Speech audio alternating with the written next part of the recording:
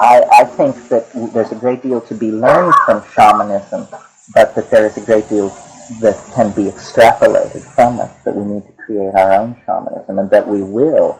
When you're sitting in these cult huts in utter darkness with people vomiting and singing and undergoing these things, and you are still trying to perform the eidetic reduction, still thinking about Husserl and Heidegger, and you realize that your mental insides are too different to ever stand in their shoes. You have to make your own shoes. So let's talk about all this. But then you said that mushrooms metabolize into tryptamine type substance, so I wasn't clear as to... No, well, either I wasn't clear or you misunderstood me. What? Mescaline, which is the active constituent of peyote, is not a tryptamine. It's a kind of amphetamine. Oh, no, I meant mushrooms. Mushrooms. Psilocybin is an interesting compound. It is the only substituted indolethylamine that occurs in nature. So it's unique. And in another context, this is one of the reasons we were led to suggest that it might be an extraterrestrial gene inserted from the outside, because you just don't get single instances of a compound occurring in organic nature. Serotonin, for instance, which is very closely related to psilocybin, occurs in everything from planaria to man. It occurs virtually in all known living systems. Psilocybin only is known to occur in a very limited number of fungi. It is a phosphorylated tryptamine. The tryptamines then that occur in the varrolas, in these trees used to make the paste, or in the admixture plants of ayahuasca, these are not phosphorylated tryptamines. These are things like N-dimethyltryptamine itself and 5-methoxy-MeO. Yes, the phosphor group is stripped off.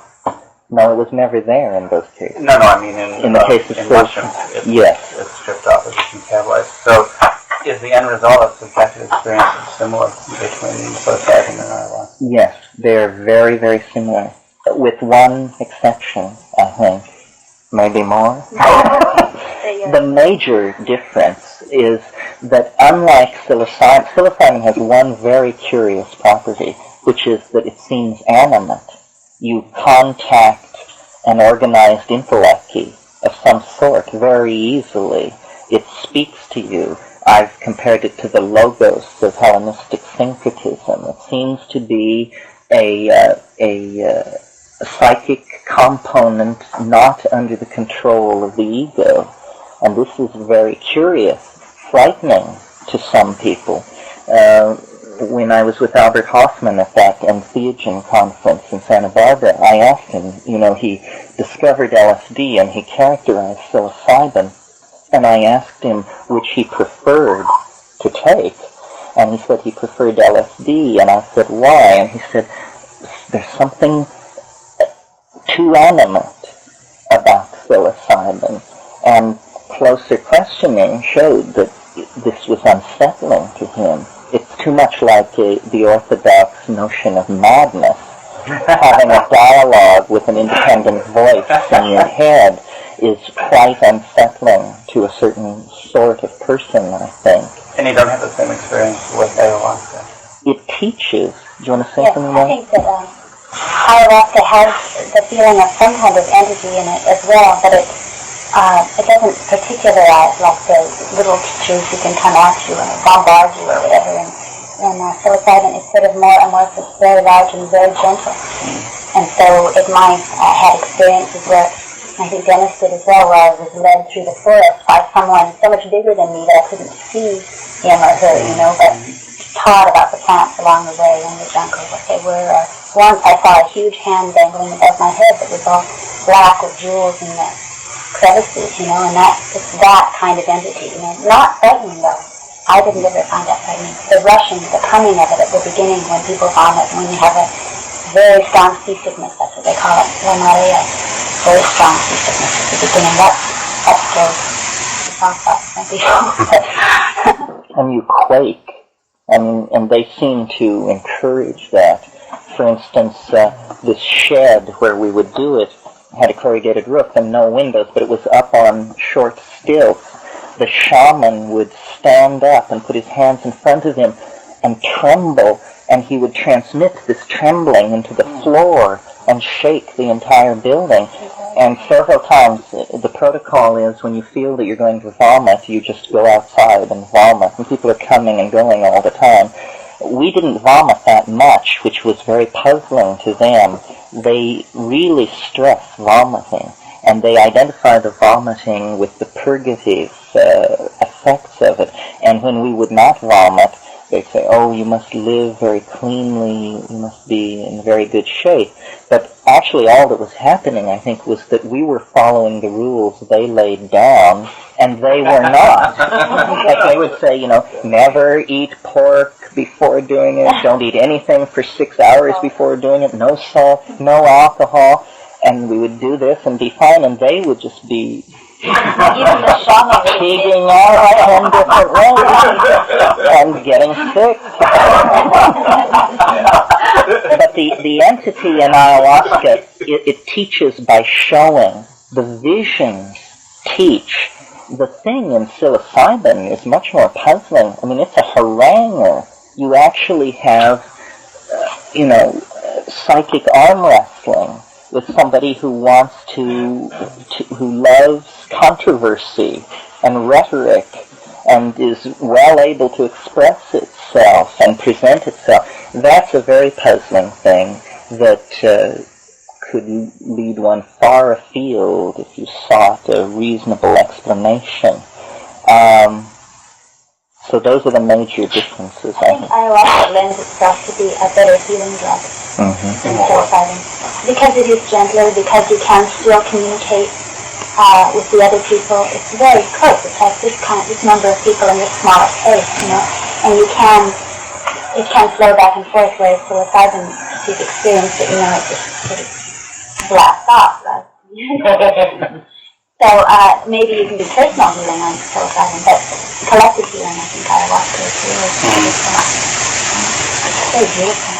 It's very earth-centered. I mean, even taking ayahuasca up where we live in Sonoma County, immediately as it comes on, it's about sunlight on brown water, huge twining. In other words, it creates the jungle. It is the jungle in some strange way. The psilocybin entity is Gnostic. It points to the center of the galaxy. It talks about ending history. It's full of a sense of crisis and the need for activity and humor, but this intense desire for change. It is not a drug of acceptance, It wants transformation of a very radical sort. The ayahuasca seems to integrate, especially into that environment. The major alkaloid fraction of ayahuasca is harmine, which was a beta-carboline, which was first isolated from Syrian rue, the giant Syrian rue, Pergamon harmala, and that's why it's called harmine. Before enough was known about the compound in ayahuasca, to realize that it was the same as the compound in Pergamon harmala, it was called telepathine, because the early explorers, Villavicencio and Koch-Grünberg in the early years of this century, reported that the people were inducing states of mass telepathy. And there is some reason to think that this might be true in some sense. In other words, these people live in a state of semi-telepathy anyway. If you can imagine a hunting-gathering tribe of 30 people moving through a vast rainforest with their children and their elders, the notion of the super-expressed individual that we take for granted is not really there. There is more a sense of the unity of the group. Then, when the elders get together and take ayahuasca, there is a kind of melding together to obtain consensus and also information impossible to obtain any other way.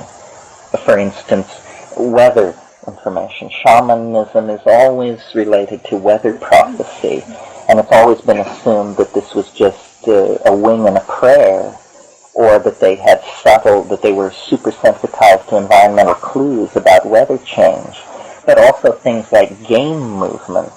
This is very important to know, and for all of these things, ayahuasca was invoked and used. I want to go back to something you said about the personality of mushrooms. I think it's an interesting political comment that mushrooms should be growing here in this country, which is so apathetic and really needs to kick in the ass, I think, to do something, and that we don't have a more gentle type of drug here and And also we don't have a collective format to use it in.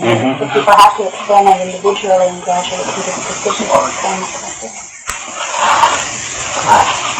Two things. Let's see. First is you're describing your brother's experience reminded me of Michael Harner's description of his ayahuasca experience. And he said, after, I guess, going through a kind of death-like experience, that's why they called it the little death. Mm-hmm. And the other thing was that he said that in their preparation of ayahuasca, there was some tree datura. Did you find that? Tree daturas, arboreal daturas in the subfamily Padmasambhava are used in certain areas, rarely, and not in these public gatherings of people. Tropane alkaloids are notoriously difficult to control, and that would be more within a context of brujeria, of real sorcery and witchcraft, and generally tends to be more montane, a phenomenon of the mountains, especially around the valley of the Sibundoy and those places. We never, we grew Padmasambhavas and have them, of course, but we never combined it with ayahuasca because knowing just what the tropanes are like on their own, it seemed very dangerous. You know, some tropanes make you sweat and your heart race. Other tropanes make you fall asleep and your body temperature drops and your respiration falls. And it just seemed like a dangerous area. There are a number. One of the interesting chemical frontiers of all this is these admixtures. In other words, you have the basic ayahuasca, the boiled stems of Banisteriopsis caapi. Normally what's added to that are the leaves of Psychotria viridis, a rubiaceous bush related to coffee, which has a great deal of DMT in the leaves. In the northern part of the range where this drug is being made, where it is called not ayahuasca but yahe, brunfelsias, which are also solanaceous plants with very high molecular weight tropanes that have defied characterization. They are sometimes used. But we knew Tim Plowman, and he's the only non-Indian person ever to take brunfelsia, and his description of it sounded like, you know, his life hung in the balance for 36 hours, and he didn't know whether he would make it or not. So we didn't go too deeply into that. What we did do was we always asked our informants what other plants are sometimes used in ayahuasca, and they would usually name them, and we would collect vouchers of 9 unusual admixture plants that we collected. Only one, a menisperm, which is this very small family of plants. A menisperm, Arbuta grandifolia, was definitely alkaloid positive, and there's more work to be done there. But this technology of admixtures is very interesting and not well understood, and that kind of thing could be worked out up here in the laboratory if you could get and grow all these things. Also, there are vast areas where the question about mixtures hasn't really been asked yet, right? That's right. Places where people could go and That's right. investigate. Well, Andy Weil was saying that he felt that the significance of the admixtures had to do with the synergistic effect of the multiple alkaloids, and it made an incredible amount of difference to the person who is going through the experience. Yes, well, that's a weaker way of saying what I said. I mean, ayahuasca is not effective without an admixture. It's an odd experience, but it's not an effective trance-inducing compound or visionary compound without an admixture. You have to have it. Could you contrast what you've been saying with the Muska? Amanita muscaria? Well, that's an entirely different situation. For those of you who aren't familiar with it, I'll review it briefly. Amanita muscaria is a mushroom that has a mycorrhizal relationship to birch trees that is distributed throughout the world at altitudes above 5,000. Well, no, actually it occurs at sea level too. But anyway, it is highly variable, both geographically and seasonally. And in Siberia, in the Amur River Basin, the Yakut shamans and a couple of other tribes have utilized this for a long, long time. Gordon Wasson wrote a book in which he tried to suggest that Amanita muscaria may have been the basis of the Vedic hallucinogen soma. The problem with Amanita muscaria, which he freely admitted, is it is very hard to get satisfyingly loaded on it. It is not consistent, and we don't know. There have been various suggestions made that you must roast it over a fire to create a change in its chemistry, that it must be pounded with milk curd. Apparently, readings of the Vedas seem to suggest that whatever soma was, it was pounded with milk curd. People have even come forth with chemical theories to show that the active agent in Amanita muscaria, which is muscimol, is very closely related to the active toxin in Amanita muscaria, muscarine. You can decarboxylate muscarine to muscimol using the enzymes in sour milk. So it might be possible to incubate Amanita muscaria in sour milk and turn the toxin into more of the active agent. Is that also toxic? Well, sure, you have with any alkaloid, or what's called an LD50, which is the horrifying concept that I don't need to go into. One thing on other mushrooms, often in the specific reaction of the person relates to their own biochemistry, and especially what they've eaten within the last 48 hours before you ingest it. You can get semi-toxic effects from certain mushrooms. For example, if you drink wine, even very common ones like morels, that varies from person to person. So that could be an additional factor too. That's right. There's a Lepiotis species, which if you eat it, it's perfectly harmless. But if you have very much alcohol in your system, it's fatal and irreversible.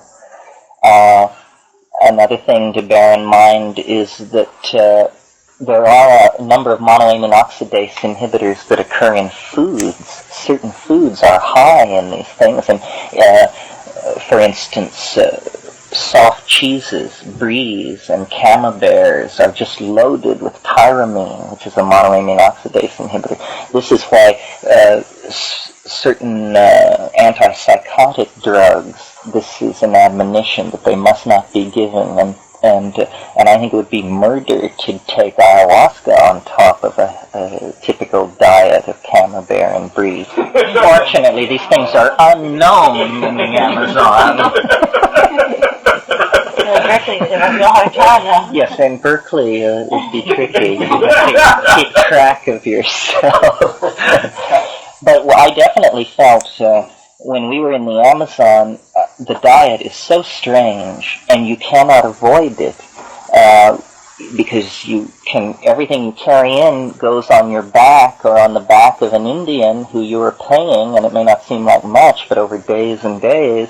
So there's always an effort to eat off the land. And my God, if you've never been in a tropical jungle, people have the notion about a tropical jungle that it's just full of food, wonderful things to eat, all these plants and things.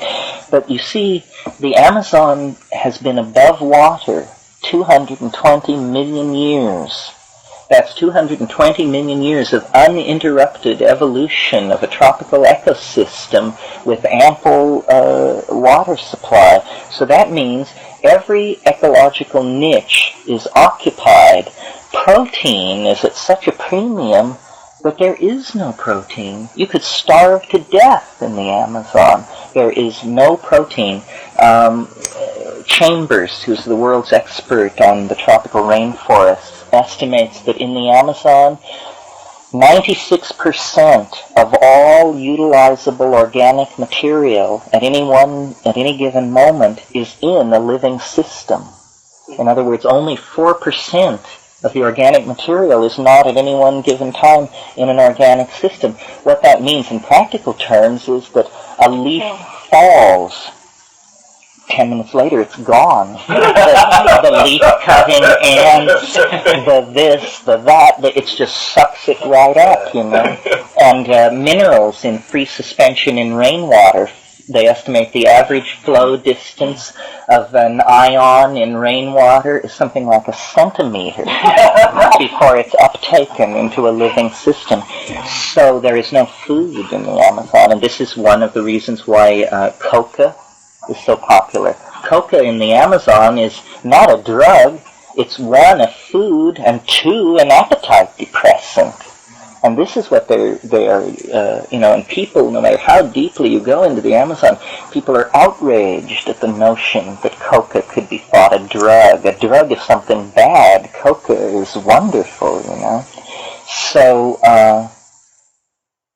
it's a very tight ecosystem with very little elaboration of protein, and that's why the search for food plants has been so intense, and perhaps why so many drug plants have been discovered, because every single thing has been tested again and again for its effect as a food, a poison, a hallucinogen, because everything is to be utilized. Mm-hmm. When you mentioned the use of the magic sounds in the directing of the group experiences in Alaska, you mentioned that you're interested in the relationship between the visual experience and language sounding. Do you think that it's the linguistics per se, or do you think it's sound, as in frequency, versus linguistics in terms of semantics, that has the guiding power? Do you have a feeling for that distinction?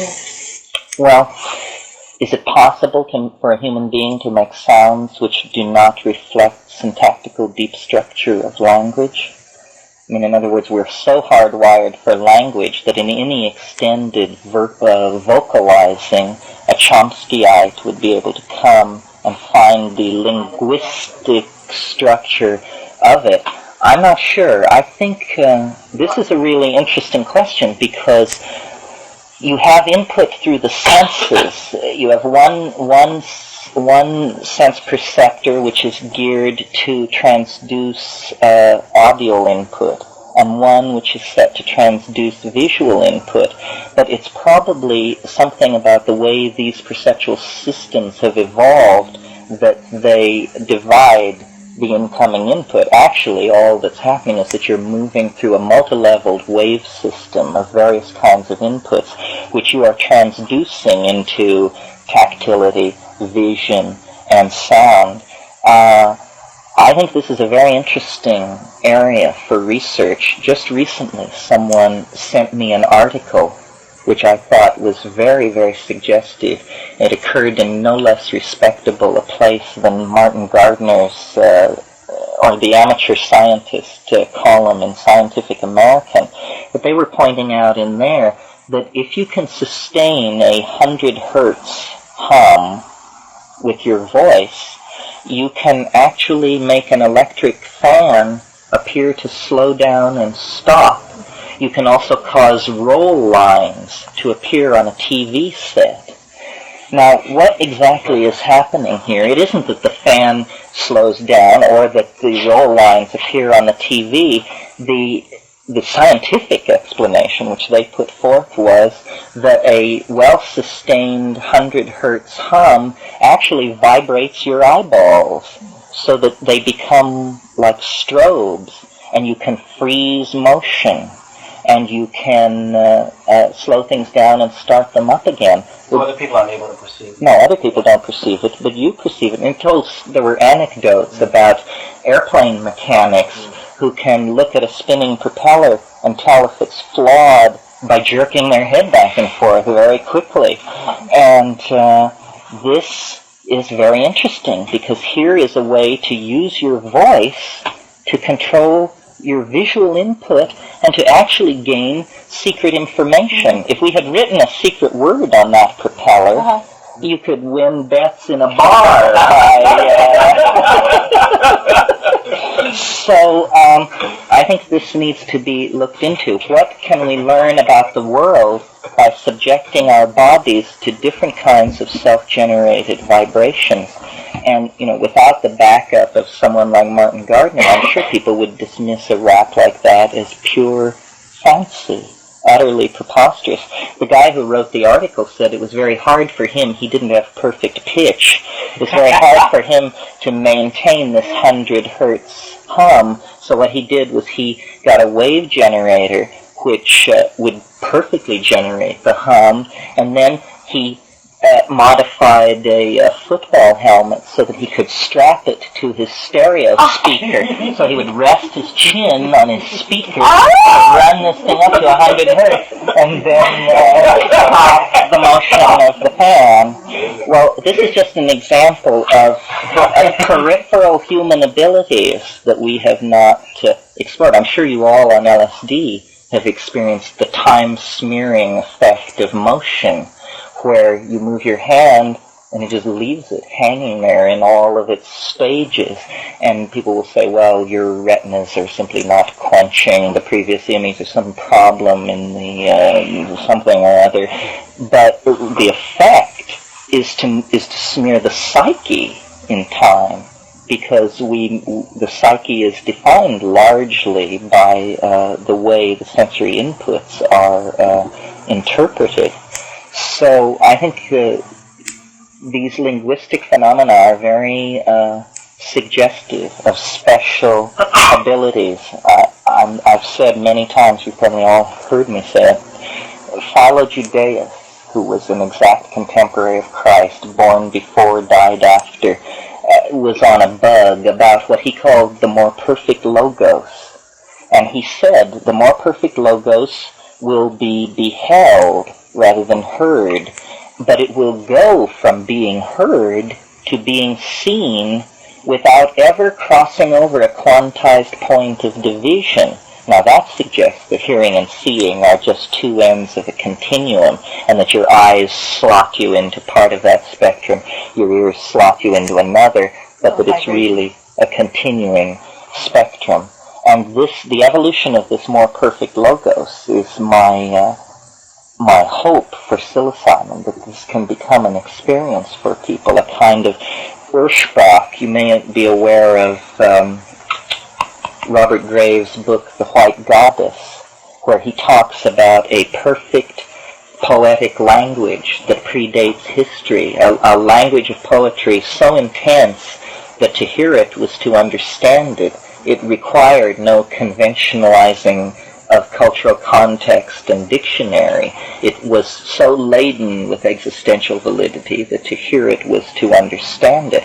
We have very few articulations like that left. Perhaps moans, screams, and howls are the only words. The Icaros. And then varied Peruvian Indian dialects, and yet when you're taking ayahuasca and they're taking it and singing them, you can understand them, even though you've never heard the language before. Did you get validation from that, from the other people later? Yes, all of us who couldn't understand the language all felt very deeply that we were having images which jived with each other that we were getting. And did they then jive with the images that the people... That's harder. It's hard for them to talk about that, those people, because they are magical times. They don't analyze them in non-magical time, Did you get any cross-validation? Yes, we did. We had, back to you talking about the telepathic aspect, yes, we did have telepathic moments that had to do with the songs and had to do with the visions, but we all recognized at one point we and the environment outside all recognized the encroaching presence of death, some kind of death element. It was just outside the building. The baby cried, the dog howled, the clouds went over the moon, and everybody got a big chill, you know. I just did. and the shaman jumped up and, like, commanded all of us in a way to go with him, and then began hooting it away, you know. And it took some minutes, and then it was gone, and all in one moment, everyone just laid back and heaved a sigh of relief. That was a very telepathic moment that was not conducted in any language common to everyone there, you know. What was your experience when you took it after having salmonella? And what experience that will connect to having had salmonella? You mean just what did it feel like when you'd have salmonella and then take ayahuasca? Yeah. I'm wondering if there were things that you experienced during the ayahuasca trance that were you definitely connected to having salmonella and resolving traveling through your organs, traveling through your bloodstream, being in your stomach and in your guts, recognizing, like on a tiny level, I mean, being a molecule traveling through, you know, seeing the little yellow enemies or whatever, all of those things happen, you know, the healing on that level you can do to yourself very well, and it just felt like it just flushed it all out, like just the awareness, the deep awareness that we got in ayahuasca made all the bad invaders go away. And then they would be gone until we ate the food. Right. It's very much like what Palantir is doing at UC in their behavioral medicine clinic. But they're not using any drug-induced trances, just meditation. Yes. Mm-hmm. Yeah. I wonder if you would comment on the relationship of what you're talking about to psychedelic synesthesia. Let's say things like LSD. You mean by psychedelic synesthesia, you mean fusing of the sensorium under psychedelic drugs? The initiation of visual phenomena by sound.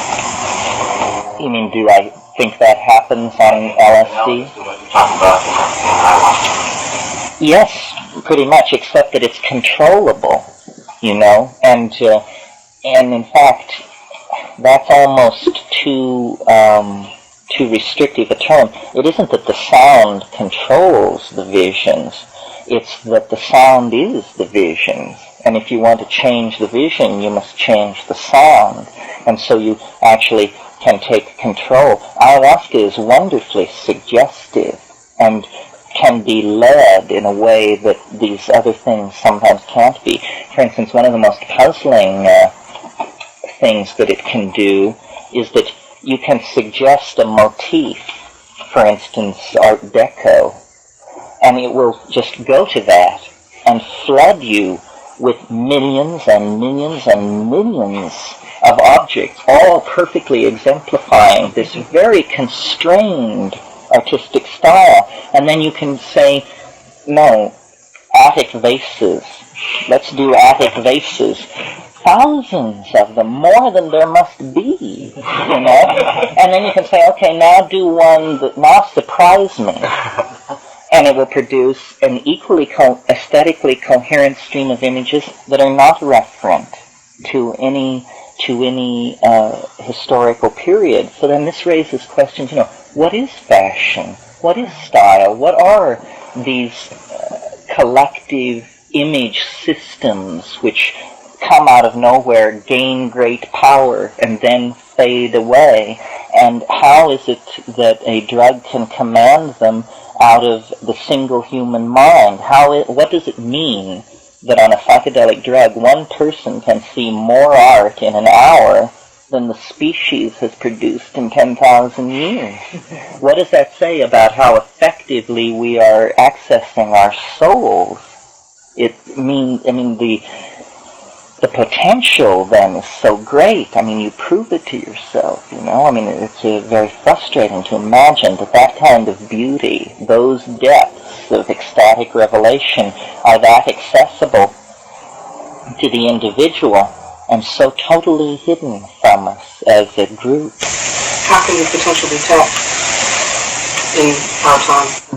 By evolving language, by recognizing that reality is created by language and no longer accepting the natural evolution of language, but actually going to work to evolve language ever more rapidly so that we can communicate these modalities.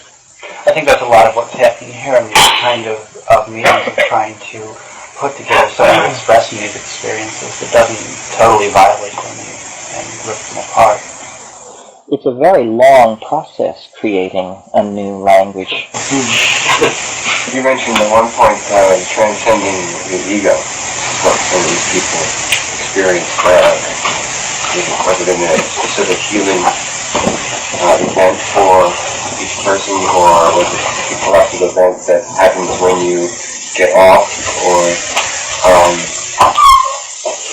I ask this because I think it's very intimately connected with what was just mentioned here, the evolution of language and the tapping of our potential has to do with transcending the ego and its expectation and its linguistic set, mainly. And its control of what we experience. Yes, language has not been examined enough, it seems to me. All the argument over man's place in nature and that sort of thing doesn't take cognizance of the fact that if you want a miracle, then language is the thing to look at, because we know that our genetic component is only 3% or something removed from chimpanzees and this and that. But this thing that we do with sound and meaning is of an ontologically different order. And I am not sympathetic with the people who want to blur the distinctions and say that dolphins talk, ants talk, bees talk. They may communicate, but this is a very different thing, what man is able to do, because for 50,000 years or so, man has, the species has not been evolving in the somatype. Somatype is relatively steady. What is evolving is culture. And what culture is, really, is language. Culture is merely the epiphenomenal accompaniment of language. So it is the evolution of language that is changing. And all our ontological, all our religious ontologies in the Western tradition, the insistence on the coming of the Word into the world, the Word becoming flesh. In a sense, man is the Word become flesh. And what all this leads to, I'm not sure. I often like to think that our map of the world is so wrong that where we have centered physics, we should actually place literature as the central metaphor that we want to work out from. Because I think literature occupies the same relationship to life that life occupies to death. And I don't think very many people have thought of it in those terms. Elaborate indeed on that one. Testimony of the word fruit. Well, in the sense that a book is life with one dimension pulled out of it, and life is something which lacks a dimension which death will give it.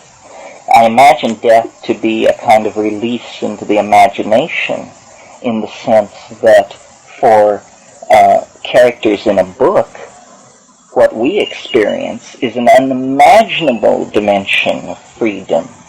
And this is why people like James Joyce, though arcane and difficult to pierce, seem to me central to understanding this, because they're saying something about the relationship of books, reality, and death, that this is a cycle of expansion and understanding that is happening through language. At one time there were no books. And I think what you're saying is extremely perceptive. At the same time, I think there's a meta problem with it, which is that if you take a metaphor of literature, what you've done is you do the same thing that we're doing all the time, which is trying to abstract one element that is a central metaphor. It seems to me the central problem we're in is that it's very difficult for us to give equal emphasis to all possible metaphors, all possible a physical metaphor, a biological metaphor, a psychological, literary metaphor. I mean, the problems we focus too much on one thing. We're unable to express, not unable, but having great difficulty in expressing the totality. Well, see, what you want is a theory of being true to experience. And what we have by centering physics is a theory of being true to itself, meaning physics doesn't contradict itself. They go to great pains to make sure that doesn't happen. On the other hand, the models that it offers bear no relationship to anything anybody can see, experience, know, or understand. So somehow an explanatory vehicle was chosen which explains something, but nothing with any immediacy. And right. Well, what I'm saying is to draw in other things, but not to push out the quantum physics model, but to integrate all of them so that you've got a more comprehensive view and not trying to select one over the other.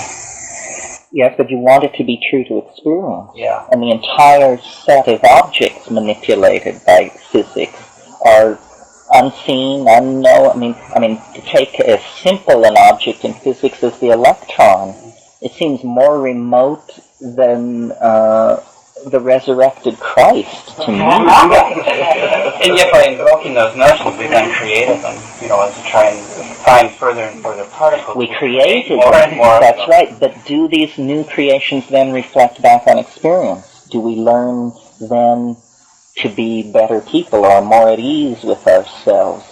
And it seems the answer is no. We just unlock more and more demonic levels of power. But that's the contradiction that physics produces in itself. How they're trying to find a unified field theory for it. But what we need is a unified social theory, so that we don't